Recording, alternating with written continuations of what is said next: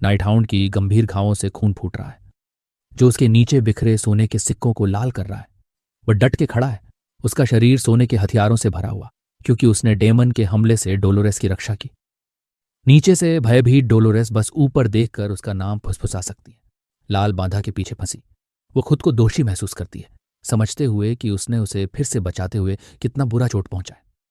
गिरने से इनकार करते हुए नाइट हाउंड खुद पर लगे सोने के हथियारों को पकड़ लेता है। लाल दैवीय ऊर्जा के एक उछाल के साथ वह उन्हें चकनाचूर कर अपने आप को आजाद कर लेता है। अपनी भयानक हालत देखकर डोलोरेस घबराकर बाधा से लिपट जाती है और चिल्लाती है कि उसे तुरंत ही हीलिंग मैजिक चाहिए। उसके हाथ लाल जादुई ढाल के खिलाफ धक्का देते हैं, बेतहाशा तोड़ने की कोशिश में, ताकि वह बाहर निकलकर उसकी मदद कर सके। सर्कल के अंदर तैरती हुई डोलोरेस सोचती है कि यह बाधा फिर क्यों आ गई। वह उससे बाहर निकलने की भीख मांगती है, जोर देकर कि वह मदद कर सकती है। लेकिन डेकाराबिया कहता है कि उसके मालिक ने यह बाधा पहले से कहीं ज्यादा मजबूत कर दी है और इसे आसानी से नहीं तोड़ा जा सकता। नाइट हाउंड फिर उसकी तरफ मुंह करके कड़क आवाज में कहता है कि वह ढाल से बाहर मत आना।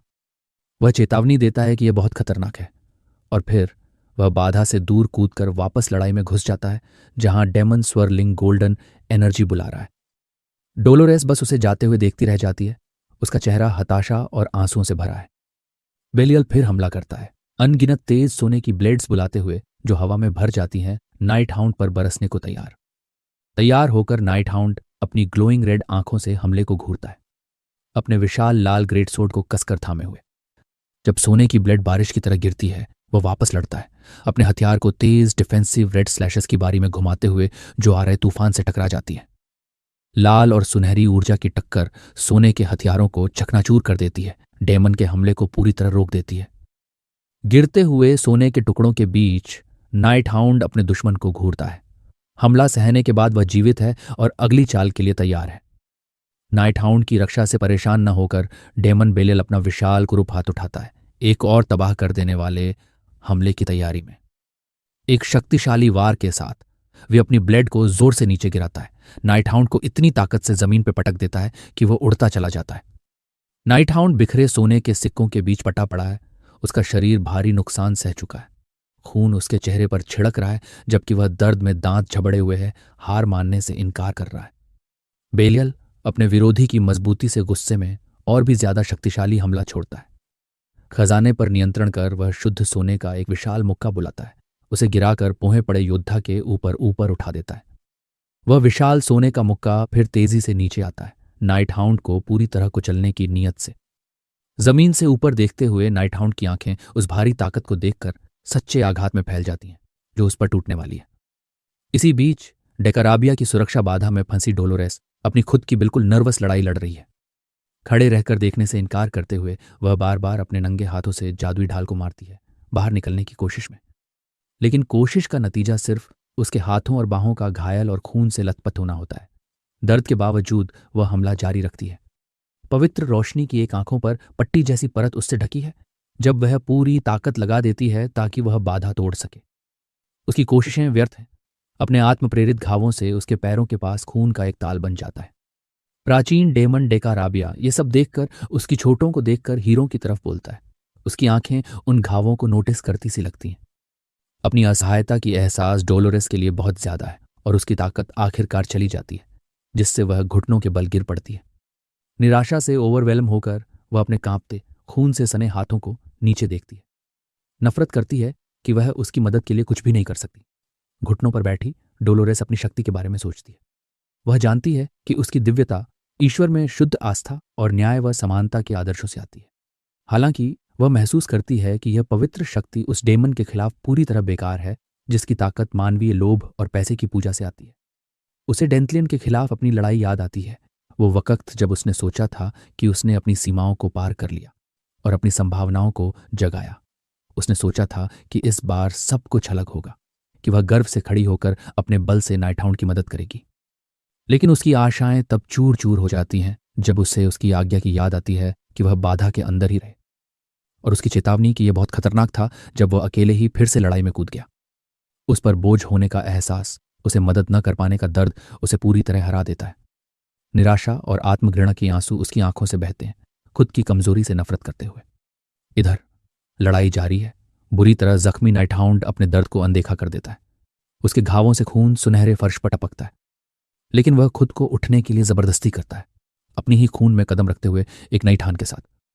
लाल खंजर चमकते हुए वह दैत्य बेलियाल की ओर झपटता है। लाल रोशनी के फटाके में वह अपने ब्लेड को अद्भुत रफ्तार से घुमाकर दैत्य का विशाल हाथ साफ काट देता है। वह राक्षस की ओर घूरता है, उसकी ठान अब भी अटूट। लेकिन डीमन इतनी आसानी से हार मानने वाला नहीं है। नाइट हाउंड की आंखें झट से चौड़ी हो जाती हैं, क्योंकि बेलियाल फौरन दूरी पाट लेता है और एक जबरदस्त अनपेक्षित वार लगा देता है। उस प्रहार की ताकत नाइट हाउंड को पूरी कमरे में पीछे की ओर उड़ा देती है। वह जमीन पर टूटकर गिरता है, सीने पर एक भयंकर घाव से खून बहता है। वह उसी अवरोध में जाकर गिरा जिसे उसने डोलोरेस की रक्षा के लिए बनाया था। नाइट हाउंड झुककर पड़ा रहता है, उसके सीने से भारी खून बह रहा है। वह कोसता है, लड़ाई का हिसाब लगाते हुए समझता है कि हालत तेजी से बिगड़ रही है। उसकी मना खपत उम्मीद से कहीं ज्यादा गंभीर है। उसकी सॉलिड ऑनरा का लगातार इस्तेमाल और डेकारेबिया की ताकतवर शील्ड को बनाए रखने के लिए जरूरी भारी मात्रा में मना उसकी ऊर्जा को खतरनाक दर से निचोड़ रहे हैं। और इससे भी बुरी बात, उसके दैत्य खंजर की मजबूत हीलिंग शक्ति भी अब कमजोर पड़ने लगी है। वह जानता है कि बस प्लान किए हुए समय तक बचा रहना ही काफी नहीं है। अगर वह बेलियाल पर आखिरी घातक वार नहीं कर पाया, जो पहले ही अपने कटे हुए हाथ को सोने के सिक्कों के झुंड से फिर से उगा चुका है, तो उनकी सारी कुर्बानियां बेकार होंगी। वह अपने बचे हुए सारा मना लगाकर एक आखिरी हद तक यकीनन जोखिम भरी तकनीक इस्तेमाल करने का सोचता है, संदेह में डूबा कि क्या अधूरा स्किल भी काफी होगा या नहीं। अचानक उसकी काली सोचें एक नरम स्पर्श से टूटती हैं। पूरी हैरानी में डोलोरेस ने कथित अटूट अवरोध में अपना हाथ धकेल दिया होता है। उसके तर्जनी से सुनहरी रोशनी झर रही है। वह उसकी ओर मुड़कर देखता है। वो बाहें फैलाए खड़ी है, उसके खून से सने हाथ उसकी जंग की कहानी बयान कर रहे हैं। नई ठान के साथ वह कहती है कि वह उसके साथ लड़ेगी। अब और खड़े होकर देखकर नहीं सह सकती कि वह उसकी खातिर घायल हो रहा है।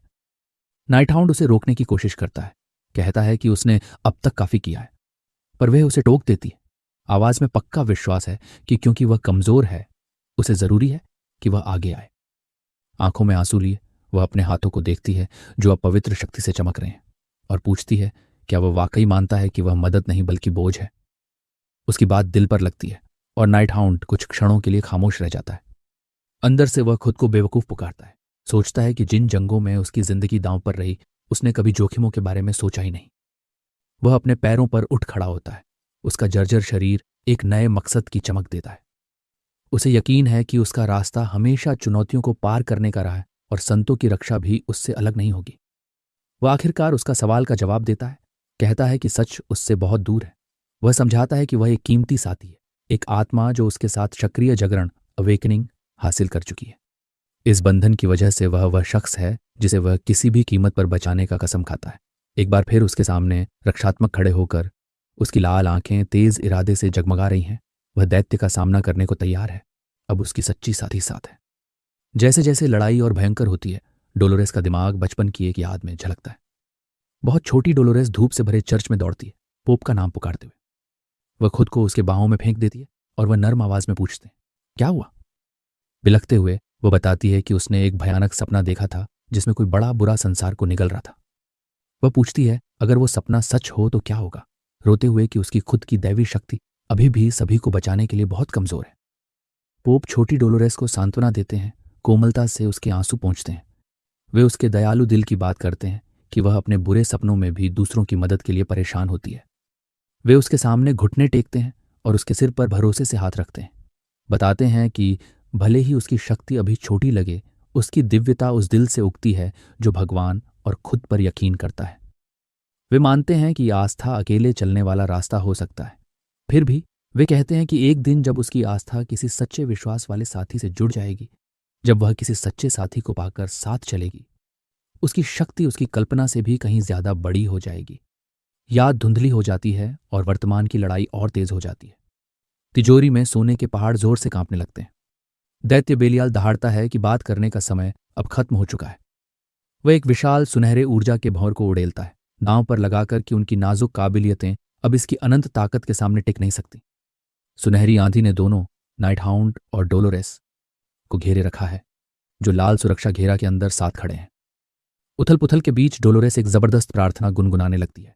उसकी आवाज गूंजती है एक श्लोक का उच्चारण करती हुई। परमेश्वर केला है, ढाल और विनाश के विरुद्ध अस्त्र। नाइट हाउंड घूरता रह जाता है, उसकी शक्ति से हैरान। दोनों हाथ जोड़कर डोलोरेस प्रार्थना जारी रखती हैं। वह उसकी जबानी बोझ उठाना चाहती है, वह बनना चाहती है जिस पर वो भरोसा कर सके। वो पुकारती है, आओ कोई माइटी जनरल, मेरे साथ लड़ो। प्रार्थना चरम पर पहुंचती है। वह कहती है कि अगर नाइट हाउंड वाकई उस पर भरोसा करता है, अगर वो उसे सिर्फ सुरक्षित रखने वाली नहीं बल्कि साथी समझता है, तो उसे अपना नाम बताना होगा। आंसू उसकी आंखों से बहते हैं और पूरा शरीर एक विशाल सुनहरे आभा से दमक रहा है। वह आखिरी विनती करती है, उस योद्धा का पवित्र नाम बता जो उसे शक्ति दे रही है। हवा में एक पल की खामोशी छा जाती है, फिर एक शांत अनजान सी आवाज तूफान में कटती है। वह एक ही स्कंद बोलता है, वैन। डोलोरेस की आंखें झट से खुलती हैं, उसका चेहरा सदमे में कठोर हो जाता है। वह आवाज और नाम पहचान लेती है। जब सुनहरी रोशनी उस पर पड़ती है, नाइट हाउंड का मुखौटा और हूड जैसे फीके पड़ जाते हैं और सामने आता है वो जवान शख्स जिसका उसे पता है। वह उसकी तरफ मुड़ता है, उसका लाल नेत्र उससे मिलता है और पहचान की पुष्टि करता है। वो है वैन।